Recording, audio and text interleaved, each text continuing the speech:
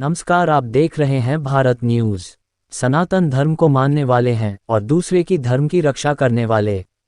मुफ्त में योजनाएं देना शराब पिलाने की तरह है। इसके बाद लोग उसे नशे के लिए अपने बीवी के गहने तक को बेच देते हैं। कुछ लोग सनातन की बात कर सिर्फ राजनीति की नौकरी करते हैं, उन्हें पूजा पाठ से कोई लेना देना नहीं।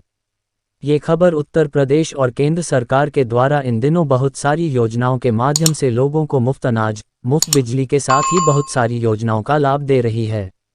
इसकी तुलना उत्तर प्रदेश सरकार के पूर्व मंत्री नारद राय के द्वारा शराब से की गई, जिस तरह से लोग पहले मुफ्त में शराब पिलाकर आदत दिलवाते हैं और फिर वह इस शराब के लिए अपने बीवी के गहने तक को बेच देते हैं।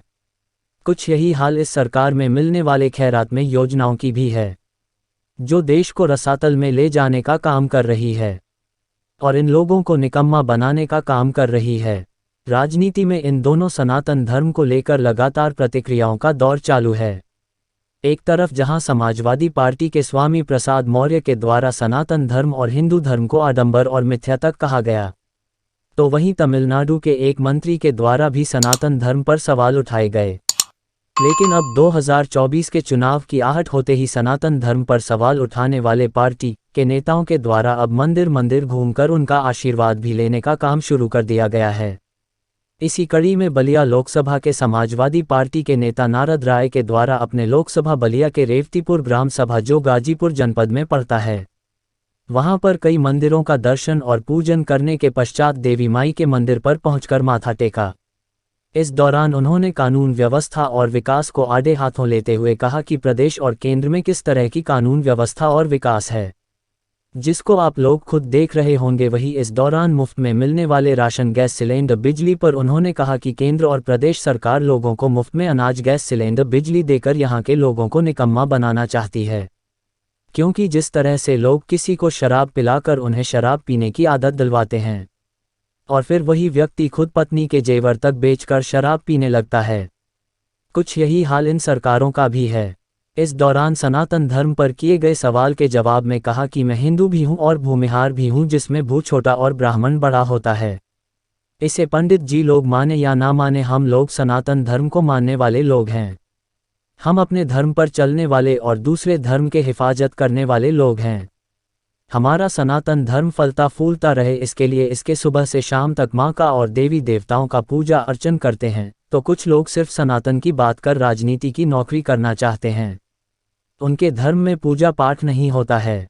देखिए मीडिया के जरिए पूर्व मंत्री नारद राय ने क्या कहा।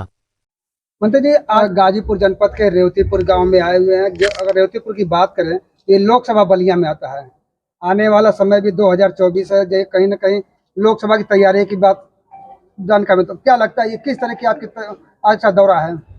आज समाजवादी पार्टी बलिया विधानसभा, बैरिया विधानसभा, फिफना विधानसभा होते हुए मोहम्मदाबाद के विधानसभा रेवतीपुर के माँ के दरबार में आए हैं। हम लोग माँ कपिलेश्वरी के दरबार में मंगला भवानी, हर भगवती के दरबार में हम लोगों ने माथा टेका, पूजा अर्चना किया और माँ से हम लोगों ने आशीर्वाद मांगा कि माँ हम लोगों को ताकत दें, दुनिया में, देश में, प्रदेश में और परिवार में शांति रहे, सुख रहे, इसकी कामना हम लोगों ने किया। और मैं धन्यवाद देना चाहता हूं अपने सभी साथियों को, जिसमें हमारे ब्लॉक प्रमुख सुहाव के आपके बीच में खड़े हैं, मुरलीधर बंशीधर यादव जी, विनोद राय जी हमारे भाई हैं, दल में कहीं भी हो दिल में हमारे रहते हैं। ऐसे बहुत से साथी जिन लोगों ने, राजपाल यादव हमारे सुहाव के प्रधान हैं, सभी लोगों ने हजारों की तादाद में स्वतः स्फूर्त चल के सुबह से देवी लोगों के दरबार में हाजिरी देने का काम किया है, प्रार्थना किया है। आपके सवाल को भी मैं शिरोधार इसलिए करना चाहता हूं कि हम लोग राजनीति करने वाले लोग हैं। हम लोग जो कुछ भी करते हैं उसका लोग राजनीतिक माने ही निकालते हैं और निकालना भी चाहिए। हम लोग व्यवसायी नहीं हैं।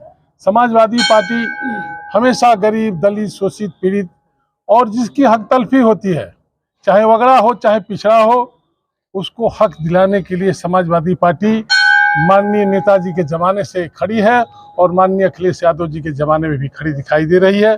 मैं अपने इस यात्रा में आज सिर्फ माँ से आशीर्वाद मांगा है और अपने साथियों को धन्यवाद देना चाहता हूं, जिन लोगों ने हमको माला पहना करके माननीय अखिलेश यादव नारद राय का जिंदाबाद बोल करके हमारा हौसला अफजाई करने का काम किया है। मैं अपने नेताओं के भावनाओं को नेतृत्व तक पहुंचाने का काम करूंगा और माननीय राष्ट्रीय अध्यक्ष अखिलेश यादव जी का निर्देश होगा तो लोकसभा का चुनाव भी लड़ने का काम करूंगा। नारायण जी, अगर बात किया जाए 2024 का चुनाव तो आने वाला है, ऐसे में उत्तर प्रदेश सरकार और केंद्र सरकार की बड़ी जिम्मेदारी है, तो क्या लगता है कि आपको जो कानून व्यवस्था है वो कितना परिपूर्ण है जिससे आप लोग संतुष्ट हों? आप मीडिया के लोग हैं, आपसे बेहतर कोई नहीं जानता है। हो सकता है किसी मीडिया के साथी की मजबूरी रहती हो, हकीकत न दिखा पाए, बता पाए, लेकिन दिल से पूछिए तो चाहे वो देश की सरकार हो, चाहे प्रदेश की सरकार हो, चाहे जितना खूबसूरत नारा दिया गया हो, विकास और लोगों के समस्याओं का समाधान और कानून व्यवस्था, सब पर आपकी दृष्टि, हमारी दृष्टि, सबकी दृष्टि स्पष्ट है कि हिंदुस्तान में और खास तौर से उत्तर प्रदेश में न ही तो कानून व्यवस्था है और न ही यहाँ पर विकास है। पिछले विधानसभा में जो है उज्ज्वला गैस के लाभार्थियों को फ्री गैस सिलेंडर देने का वादा किया गया था, लेकिन अभी तक तो नहीं दिया गया। क्या लगता है आगामी दिनों में लोगों को यह लाभ मिल सकता है? मैं आप सभी पत्रकार साथियों से, सोशल मीडिया के लोगों से, प्रिंट मीडिया के लोगों से मैं इस बात को स्पष्ट करने देना चाहता हूं कि देश को रसातल में मोदी जी और योगी जी की घोषणाएं लेके जाने जा रही हैं। ये फ्री का अनाज, ये फ्री का गैस का सिलेंडर, ये फ्री का बिजली का कनेक्शन एक बार दे दिया जाता है, लोगों की आदतें खराब कर दी जाती है। जिस तरह से शराब पिलाने वाले को पहले लोग ले जाते हैं और मुफ्त में पिलाते हैं, और जब आदत पड़ जाती है तो बेचारा अपनी बीवी का जेवर बेच करके भी पीने लगता है, उसी तरह से भारतीय जनता पार्टी देश के लोगों को, उत्तर प्रदेश के लोगों को खैरात बांट करके उनको निकम्मा बनाना चाहती है, रोजगार नहीं देना चाहती, नौकरी नहीं देना चाहती है। देख रहे हैं काम छीने जा रहे हैं, और दूसरे तरफ हम और आप सिर्फ उस खैरात पर ही चर्चा करते करते चुनाव में आ जाते हैं। इस बार जनता ने मन बना लिया है, भारतीय जनता पार्टी के खैरात को लात मारेगी और जो सिद्धांत और कानून बना करके आम जनता की हिफाजत के लिए, किसान के लिए, नौजवान के लिए, विद्यार्थी के लिए काम करेगा, उसकी सरकार बनाने जा रही है। इस बार जो देश में सरकार बनेगी उसकी चाबी माननीय अखिलेश यादव जी के हाथ में होगी। नारद जी, एक अंतिम सवाल है, आप मंदिर में आए हैं देवी जी के दरबार में, ऐसे में सनातन धर्म को लेकर लगातार राजनीति की जा रही है, ऐसे में आपका सनातन धर्म को लेकर पर्सनल क्या राय है? देखिए, मैं हिंदू भी हूँ और भूमिहार भी हूँ, ब्राह्मण। हम लोगों का भूत छोटा लिखा जाता है, ब्राह्मणे बड़ा लिखा जाता है। और पंडित जी लोग माने चाहे न माने, हम सनातन को मानने वाले लोग हैं, हम अपने धर्म पर चलने वाले हैं और दूसरे धर्म की हिफाजत करने वाले लोग हैं। हम दूसरे के धर्म पर कुठाराघात करने वाले लोग नहीं हैं, लेकिन हमारा धर्म, सनातन धर्म फलता फूलता रहे, इसके लिए सुबह से शाम तक माँ का, अपने देवी देवताओं का, सबका हम लोग प्रणाम करते हैं, पूजा अर्चना करते हैं। और कुछ लोग हैं जो सनातन की बात करके सिर्फ अपना राजनीतिक नौकरी करना चाहते हैं, उनके घर में पूजा पाठ नहीं होता है।